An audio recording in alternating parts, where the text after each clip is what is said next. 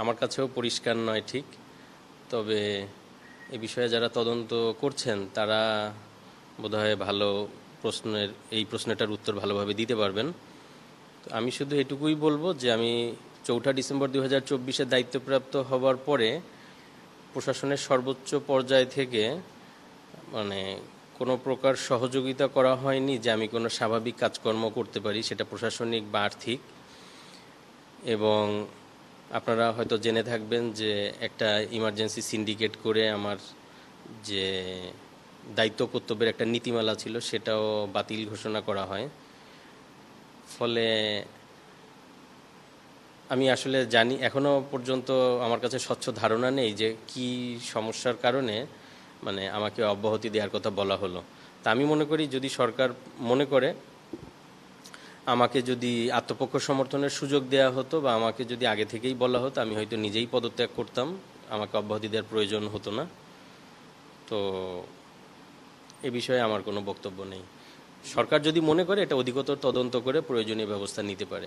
হয়তো ছাত্রদের একটা পক্ষের সাধারণ ছাত্রদের দাবির পরিপ্রেক্ষিতে যেহেতু ভিসিকে অপসারণ করা হচ্ছে, তাহলে প্রভিসি ও প্রশাসনের একটা পার্ট, সেই হিসেবে তাকেও অপসারণ করতে হবে। কিন্তু আমি জানি যে প্রভিসি হিসেবে বা ভিসি হিসেবে আমাদের ক্যাম্পাসে 100% অ্যাডমিনিস্ট্রেটিভ, একাডেমিক এবং ফিনান্সিয়াল পাওয়ার শুধুমাত্র মাননীয় ভাইস চ্যান্সেলর মহোদয় প্র্যাকটিস করে থাকেন।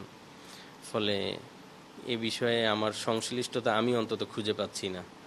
এবং আপনারা জেনে থাকবেন যে 18 ফেব্রুয়ারি যে বহিরাগতদের সাথে যে হামলার ঘটনাটি ঘটে ক্যাম্পাসে, আমি প্রায় 3.5 থেকে 4 ঘন্টার সম্মুখে থেকেই এলাকাবাসী এবং ছাত্রদের মাঝে থেকে নিবৃত করার চেষ্টা করি। এবং সরকারের পুলিশ প্রশাসনের সহযোগিতা চেয়ে একটু দেরি হওয়ার কারণে আমাদের অনেক ছেলে রক্তাক্ত হয়ে যায়। তো পরবর্তীতে ওই দিন সন্ধ্যায় আমাদের মেডিকেল সেন্টারে আমাদের বিশ্ববিদ্যালয়ের মাননীয় ভাইস চ্যান্সেলর এবং আমি দুজনেই অবরুদ্ধ হয়ে থাকি। সারা রাত অবরুদ্ধ অবস্থাতেই ছিলাম এবং পরবর্তীতে 19 ফেব্রুয়ারি 2025 সন্ধ্যা নাগাদ আমরা মুক্ত হই। প্রাণ সসের মাখামাখি টেস্ট নুডলসকে করে তোলে আরো ইয়ামি, আরো জোস। তাজা পাকা টমেটো আর সিক্রেট রেসিপি কম্বিনেশনে প্রাণ সসের বস। এখন এটা যেহেতু সরকারের সিদ্ধান্ত, সরকার কিভাবে বিবেচনা করবে, সরকার কিভাবে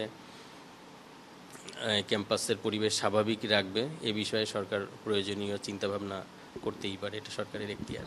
আমার কাছে মনে হয়েছে যেটা পক্ষপাতমূলক এই জন্যে যে কেউ যদি আমার নামে কোনো অভিযোগ করে থাকে, তাহলে আমার কাছে মনে হয়েছে যে আমাকে হয়তো আত্মপক্ষ সমর্থন করতে দেওয়ার সুযোগ দেওয়াটা উচিত ছিল, যদি এরকম অভিযোগ থেকেই থাকে। যে কারণ আমাকে যখন তদন্ত কমিটি যতক্ষণ কোশ্চেন করেছেন, আমি তাদের সমস্ত কোশ্চেনের উত্তর পজিটিভলি দিয়েছি। তারা আমার কাছে কিছু গুরুত্বপূর্ণ নথি চেয়েছেন, যেগুলো আমার দপ্তরে ছিল, আমি সেগুলি সরবরাহ করেছি। কিন্তু তারা আমাকে এমন কোনো প্রশ্ন করেননি যেই প্রশ্নের উত্তর আমি দিতে পারিনি বা যার কোনো সদুত্তর আমার কাছে নেই। আমি মনে করি এ পর্যন্ত দীর্ঘ প্রায় 4 মাসের অধিক সময় আমি যে পদে ছিলাম, আমি স্বচ্ছতার সাথে এবং নিষ্ঠার সাথে আমার দায়িত্ব পালন করেছি। আমি পদাধিকার বলে বিভিন্ন সভায় যোগদান করেছিলাম এবং সভায় বিশ্ববিদ্যালয়ের স্বার্থে এবং ছাত্রদের স্বার্থে সর্বোচ্চ পর্যায়ের মতামত আমি প্রদান করেছি।